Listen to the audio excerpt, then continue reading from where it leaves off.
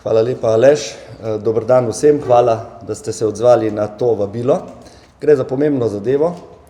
Kot veste, smo Nova Slovenija in poslanska skupina SDS že nekaj časa bili kritični do načina pobiranja prispevka za dolgotrajno oskrbo na zalogo in predvsem za storitve, ki pač niso na voljo, niso dostopne ali pa se ne izvajajo v praksi. In pritisk ljudi in naš posluh za to stisko je bil tako močan, da smo se dogovorili, da vložimo zahtevo za oceno ustavnosti zakona o dolgotrajni oskrbi Golobove vlade in Levice v delu, ki preobremenjuje, v enem primeru celo trojno obremenjuje prebivalstvo, vse tiste, ki delajo in upokojence, v zameno za to pa nimajo nobene boljše ali sploh osnovne pravice, torej dostopa do nje. Se zahvaljujem poslanski skupini SDS, da so prispevali ključne podpise, da smo lahko to zahtevo dali. Seveda smo na Ustavno sodišče tudi dodali v to zahtevo, da se izvajanje teh določb zakona zadrži in da se ta zadeva obravnava absolutno prednostno. Usporavamo pa dva prispevka, in sicer prvega, prispevek za dolgotrajno oskrbo za osebe, ki opravljajo dejavnost kot postranski poklic. Vsi vemo, da so si Golobovi in Maljevčevi, torej Levica in Gibanje Svoboda, zamislili ta prispevek kot 2-odstotni, 1 odstotek strani delodajalca, 1 odstotek strani delojemalca, torej zaposlenega, ampak pazite, osebe, ki opravljajo dejavnost kot postranski poklic, to so popoldanski SP-ji, dopolnilne dejavnosti na kmetiji in sobodajalci, plačajo še iz te svoje dejavnosti dodaten 1 odstotek, kar je nesprejemljivo. Torej skupaj plačajo 3 odstotke, od tega nimajo niti hitrejšega dostopa, niti storitve tam, kjer pač storitve se ne izvajajo. In to je nesprejemljivo. Kljub temu, da plačajo trojno, nimajo trojnih pravic pri dolgotrajni oskrbi na domu, recimo, ali pa pri vstopu v dolgotrajno oskrbo v instituciji, nimajo niti osnovne pravice, plačajo pa trojno. Drugo zadevo, ki jo usporavamo, pa je pobiranje prispevka za dolgotrajno oskrbo v višini 1 odstotka od pokojnin, torej od prejemnikov pokojnin.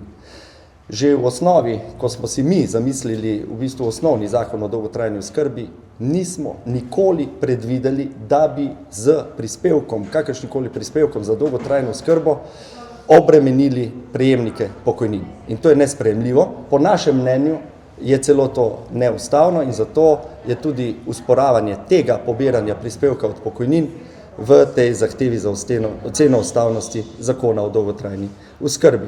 Torej, pri prvem trojnem obremenjevanju teh, ki delajo oziroma ki imajo dejavnost še kot postranski poklic, izpodbijamo prvi odstavek 55. člena in četrti odstavek 56. člena. Po našem mnenju je to v nasprotju z načelom enakosti pred zakonom. Pri drugem prispevku, ki se pobira od pokojnin, pa usporavamo 50. člen ustave in sicer mislimo, da je to v nasprotju z načelom pravne in socialne države. Ta člen namreč govori o pravici do socialne varnosti. Posegati v neto pokojnine pa je po naše nesprejemljivo in to ni edini prispevek, ki je v to posegel, namreč Golobova vlada z Levico je posegla še predtem z pobiranjem obveznega zdravstvenega prispevka od neto pokojnin. To bi imel jaz, zdaj bo pa še kolega Zvonko Černač spregovoril še nekaj dodatnih vidikov glede naše zahteve.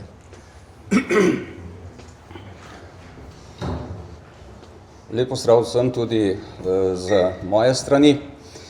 Zakon o dolgotrajni oskrbi je bil sprejet decembra leta 2021, v času, ko je vlado vodila Slovenska demokratska stranka oziroma njen predsednik gospod Janša. Zakon bi se moral začeti uresničevati oziroma izvajati s 1.1.2023 in to v okviru vseh 4 upravičenj, ki jih je prinesel. e-oskrba, nižje položnice v domovih za starejše, oskrbovalec družinskega člana in oskrba na domu. Potem in bi se ta zakon tudi izvajal, vkolikor vajeti ne bi prevzela Golobova vlada. Če bi delo nadaljevala prejšnja vlada, bi se vse te pravice izvajale tako, kot so bile decembra 2021 uzakonjene. In v tistem zakonu ni bilo predvidenega v prvem obdobju izvajanja nobenega prispevka oziroma nobene dodatne dajatve, ker je predvideval prerazporeditev dela sredstev iz pokojninske in zdravstvene blagajne v tistem delu, kjer ta sredstva, zaradi tega, ker večina ne bo prejemala več dodatka za pomoč in postrežbo, naprimer, ne bi bila potrebna. Potem je pa Golobova vlada najprej za leto dni izvajanje tistega zakona zamaknila, po leta 2023 pa so sprejeli nov zakon in z njim razveljavili zakon iz decembra 2021. S tem so oskrbovance v domovih za starejše za 3 leta prikrajšali za nižje položnice. Zdaj se hvalijo s tem, kako so položnice v domovih od 1. januarja letos nižje. Te položnice bi morale biti nižje od 1. januarja 2023 dalje. Ne morejo pa se pohvaliti seveda z oskrbo na domu, ki je praktično ni. Pri oskrbi na domu ne gre za pravico, ki je napisana na papirju, ne gre za odločbo, ampak gre za to, da mora ta oskrba biti tudi izvajanja preko oskrbovalcev. In več kot 90% tistih, ki so sicer prejeli odločbe, do te pravice ne more dostopati, ker ljudi, ki bi to oskrbo izvajali, ni. Kot veste, pa je bila uzakonjena od 1. julija 2025 dalje. In od takrat naprej je tudi uzakonjen ta obvezni prispevek, ki ga plačujejo tudi kategorije, ki ga po našem mnenju ne bi smele plačevati. Bile so že omenjene in zaradi tega smo vložili zahtevo za presojo teh členov zakona. Pričakujemo tudi, da bo Ustavno sodišče sledilo naši pobudi in ne samo zadevo obravnavalo absolutno prednostno, pač pa tudi nemudoma zadržalo pobiranje tega prispevka. Zakaj? Več razlogov govori v prid temu. Kar se tiče upokojencev, pokojnine so pridobljena pravica. Ni jih mogoče dodatno obremenjevati. Prispevke plačujemo v aktivni delovni dobi. To je nekaj podobnega, kot da bi po 40 letih dela, ko plačujemo recimo prispevek za zdravstveno zavarovanje, za poškodbe pri delu, tukaj še kar naprej plačevali po upokojitvi. To ne gre. In ta prispevek je potrebno nemudoma odpraviti. Pa še nekaj je potrebno povedati, ko se Golobova vlada hvali za božičnico 150 evri. Ta božičnica leta teh 90 milijonov letno je točno toliko, kot ljudem poberejo tega prispevka. Torej, na eni strani poberejo z enega žepa, na drugi pa dajo, isti znesek. Isti znesek. Teh 90 milijonov božičnice za vse upokojence je točno toliko, kolikor upokojenci plačajo letno tega prispevka. In tretji razlog, zakaj je potrebno tej pobudi slediti, je pa v tem, da se teh sredstev je v pol leta pobralo preko 160 milijonov več, kot jih je potrebnih za izvajanje oskrbe. Se pravi, denar se pobira ne za storitve, ampak za pomoč likvidnosti proračuna. To je tudi nesprejemljivo. Vsekakor v poslanski skupini Slovenske demokratske stranke pričakujemo, da bo Ustavno sodišče tej pobudi sledilo in zadržalo izvajanje teh členov zakona. V Slovenski demokratski stranki pa, kot veste, smo že napovedali in to bomo po 22. marcu tudi nemudoma storili. Nemudoma bomo ukinili ta prispevek za dolgotrajno oskrbo za vse upokojence in zamrznili izvajanje vseh ostalih prispevkov, dokler ne bo za nami 1 leto evalvacije izvajanja sistema. In šele potem se bodo sprejemale odločitve, kako naprej. V nobenem primeru pa tega prispevka za upokojence, vkolikor bo vlado vodila Slovenska demokratska stranka skupaj z Novo Slovenijo, ne bo. Hvala. Sva na voljo za kakšna vprašanja, če so? To sam.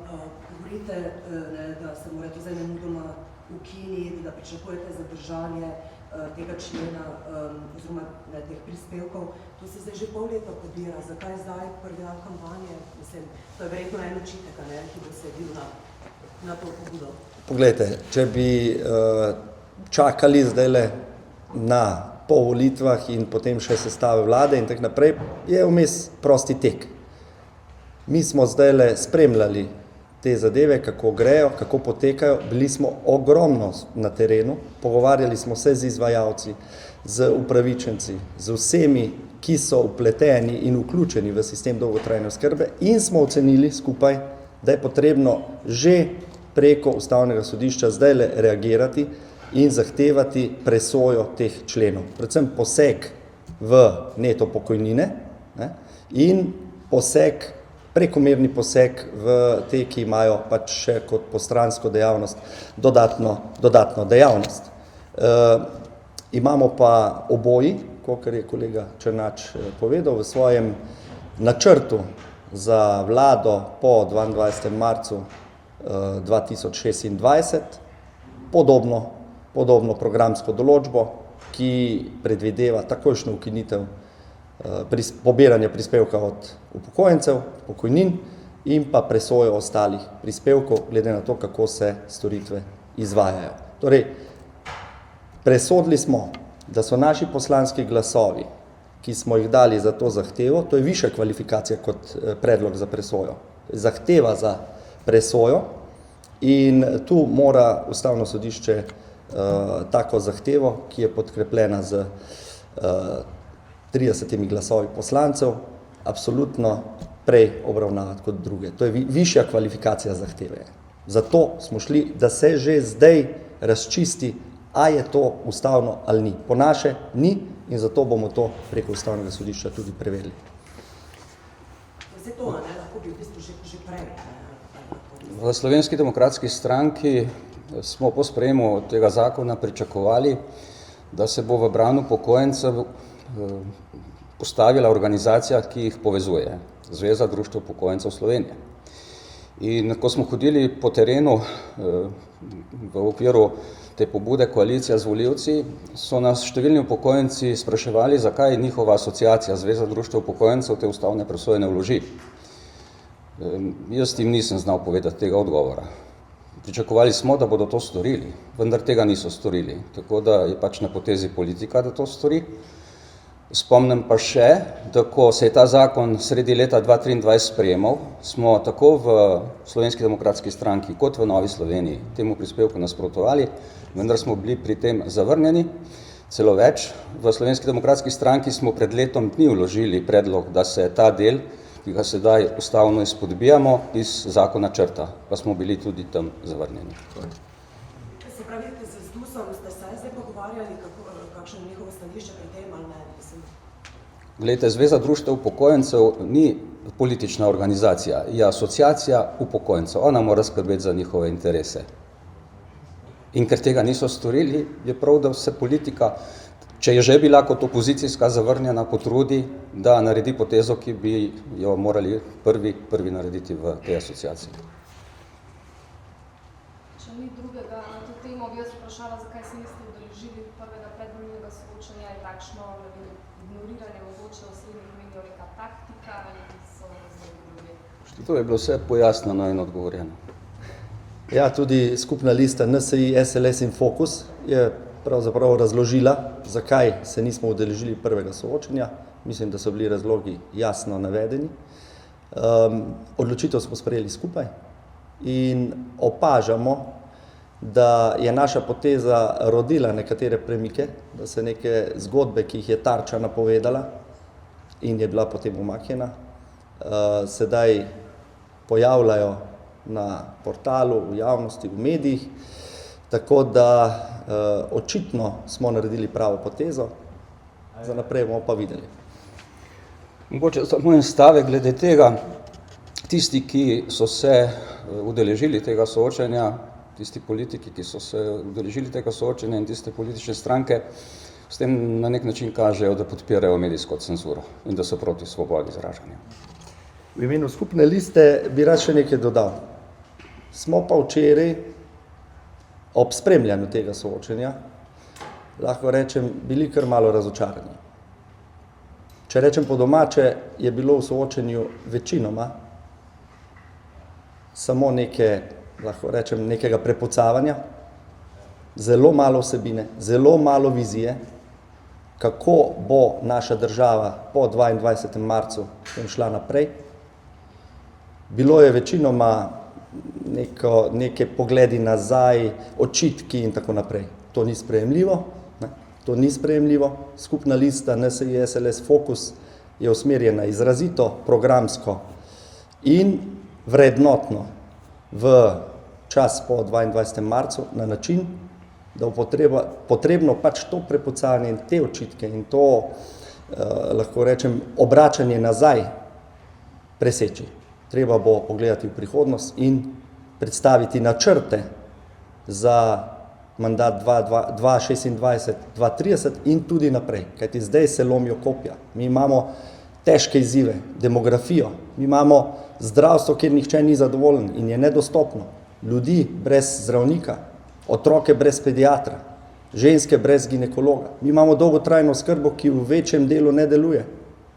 Mi imamo poslovno okolje, ki se vsake pol leta spreminja. In so obrtniki, podjetniki, vsi, ki delajo, zdravniki, označeni za razredne sovražnike. Skupno listo NSi SLS in Fokus to skrbi, da je soočenje včeraj izpadlo tako, kot je, in bomo naredili vse, da mi dodamo svojo vizijo na prihodnjih soočenjih, ko bodo, kjer bodo, ko bomo ocenili glede našega sodelovanja. Če ni več vprašanj, hvala lepa, Zvonko. Lep dan želiva.